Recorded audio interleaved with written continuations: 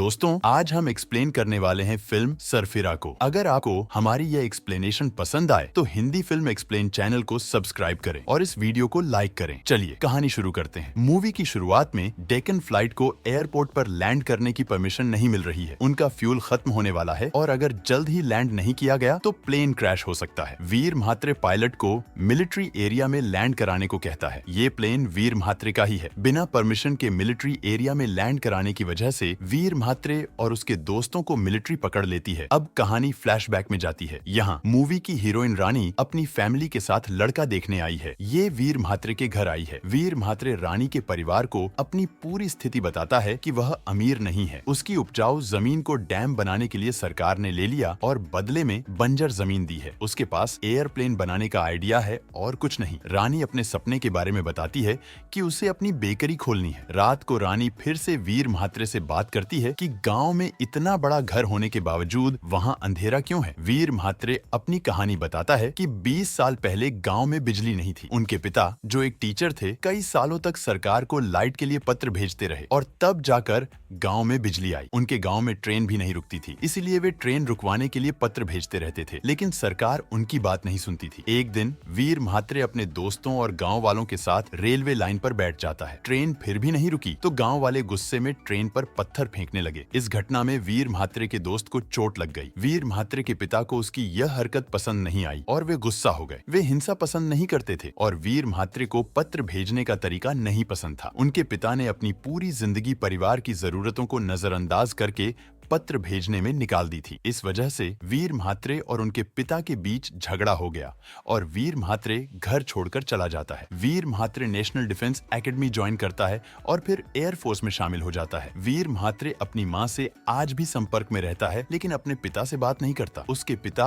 अब भी रोजाना पत्र लिखते हैं, लेकिन उन्हें कभी पोस्ट नहीं करते। उन्हें अपने बेटे से बात न करने का पछतावा है। वीर म्हात्रे का सीनियर बहुत सख्त है और उसे हर बात पर सजा देता रहता है। एक महीने में सिर्फ एक बार घर पर कॉल करने का मौका मिलता है, वो भी सिर्फ 3 मिनट के लिए। एक दिन वीर म्हात्रे के पिता उससे बात करने आए थे, लेकिन कुछ तकनीकी समस्या के कारण उनकी बात नहीं हो पाई। वीर म्हात्रे का सीनियर उसे उसके प्लान्स को लेकर डांटता रहता है, लेकिन वीर म्हात्रे अपने सपने को पूरा करने की कोशिश में लगा रहता है। म्हात्रे बैंक से लोन लेने की कोशिश करता है, लेकिन 24 बैंकों ने उसका प्लान नहीं सुना। उसके पास एक ही रास्ता बचता है कि वो अपने आर्मी वाले सीनियर ऑफिसर से साइन करा कर लाए, तभी उसे लोन मिल पाएगा। लेकिन सीनियर ऑफिसर साइन करने से मना कर देता है। म्हात्रे अपनी सारी सेविंग्स यूज करके जैज एयरलाइन के फाउंडर परेश गोस्वामी से मिलने की कोशिश करता है, जो उसका रोल मॉडल है। म्हात्रे प्लेन में परेश से लो कोस्ट एयरलाइन के अपने प्लान के बारे में बात करता है। परेश को प्लान तो अच्छा लगता है, लेकिन वह गरीब लोगों को हेट करता है और उन्हें फ्लाइट की सुविधा नहीं देना चाहता। म्हात्रे का प्लान सुनकर SCI बैंक से प्रकाश उसे मीटिंग के लिए बुलाता है। म्हात्रे प्रकाश को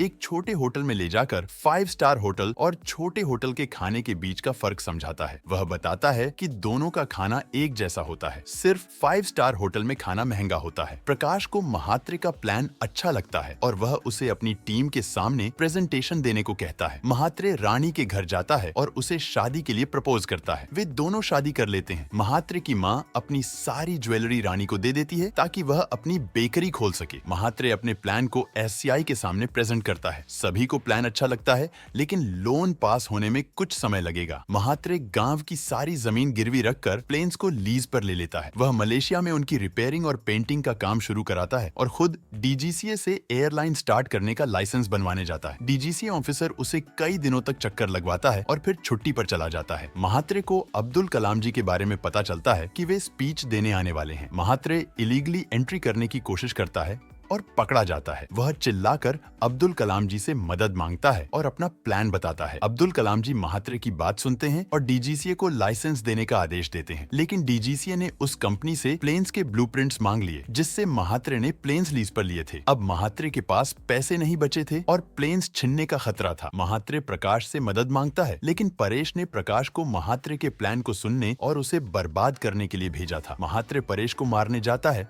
लेकिन उसकी सिक्योरिटी उसे रोक लेती है। महात्रे का मजाक बनने लगता है और वह हार मान लेता है। रानी उसे कोचिंग देने का सुझाव देती है, लेकिन महात्रे गुस्सा हो जाता है और रानी को छोड़ने को कहता है। रानी घर चली जाती है, लेकिन वह माँ बनने वाली है, इसलिए वह महात्रे को परेशान नहीं करती। महात्रे को एक छोटी चिड़िया को देखकर आइडिया आता है कि वो कार्गो प्लेन्स को पैसेंजर प्लेन बना सकता है। ये छोटे होते हैं और गांव तक जा सकते हैं। परेश को पता चलता है कि महात्रे ने कार्गो प्लेन्स को पैसेंजर प्लेन के तौर पर खरीदा है। परेश डीजीसीए से प्लेन्स के ब्लूप्रिंट्स मांगता है और उन पर जुर्माना लगवा देता है। महात्रे का गांव वाला फ्रेंड सभी को बताता है कि महात्रे को पैसों की जरूरत है। गांव वालों ने अपनी जमीनें गिरवी रखकर और अपनी बचत महात्रे को ट्रांसफर करना शुरू कर दी। उन्हें विश्वास था कि महात्रे उनके लिए ही तो प्लेन्स यहाँ ला रहा है। ये सीन बहुत ही इमोशनल था, क्योंकि पूरे गांव की जिंदगी अब महात्रे के हाथों में थी। महात्रे ने पुराने एयर ट्रिप्स को तैयार करवा दिया और रेलवे टिकट काउंटर के पास ही अपने प्लेन्स की टिकट का काउंटर लगवाने की अनुमति ले ली। इससे रेलवे को भी नुकसान नहीं हुआ,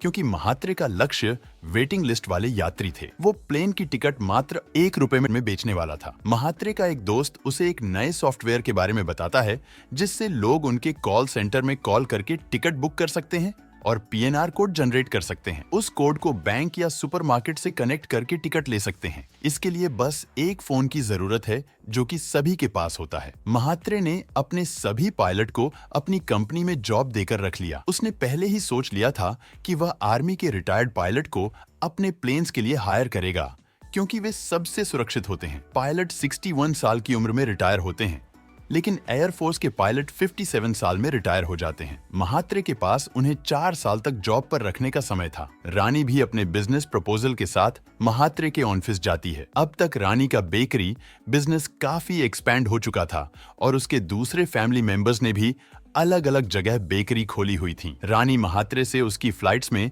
फूड डिलीवर करने का ऑर्डर ले लेती है। एक दिन महात्रे के 3 कार्गो पैसेंजर प्लेन्स में से एक चेन्नई लैंड होने वाला था, लेकिन परेश ने डीजीसीए से लैंडिंग की अनुमति नहीं दी। डीजीसीए ऑफिसर ने चेतावनी दी कि अगर प्लेन को अभी लैंड नहीं होने दिया गया तो फ्यूल खत्म हो जाएगा और प्लेन क्रैश हो जाएगा, जिससे पायलट की जान भी जा सकती है। महात्रे ने प्लेन को पास के आर्मी बेस पर लैंड कराने की बात कही। फ्यूल लगभग खत्म हो चुका था और लैंडिंग बहुत खतरनाक हो गई। पायलट को चोटें भी आईं। महात्रे भी मदद करने के लिए वहां पहुंचा, लेकिन आर्मी ऑफिसर्स ने उसे मारकर गिरफ्तार कर लिया। बिना अनुमति के आर्मी बेस पर लैंड कराने के कारण उसे टेररिस्ट समझकर इंक्वायरी शुरू हुई और 10 साल की जेल भी हो सकती थी। लेकिन महात्रे के सीनियर ने 25,000 का फाइन देकर क्लीन चीट दे दी। महात्रे को यह फाइन अपनी कंपनी शुरू होने के बाद पे करने की अनुमति मिली, क्योंकि उनके प्लान पर विश्वास था। महात्रे के प्लेन की खबर पूरे इंडिया में फैल चुकी थी और वह हीरो बन गया था। महात्रे ने मिनिस्टर के पास जाकर अपनी एयरलाइन स्टार्ट करने में मदद मांगी। मिनिस्टर भी इस आइडिया से प्रभावित था और उसने एयरलाइन की उद्घाटन के लिए भी सहमति दी। लेकिन जब फर्स्ट फ्लाइट के टेक ऑफ से पहले ही इंजन में खराबी हो गई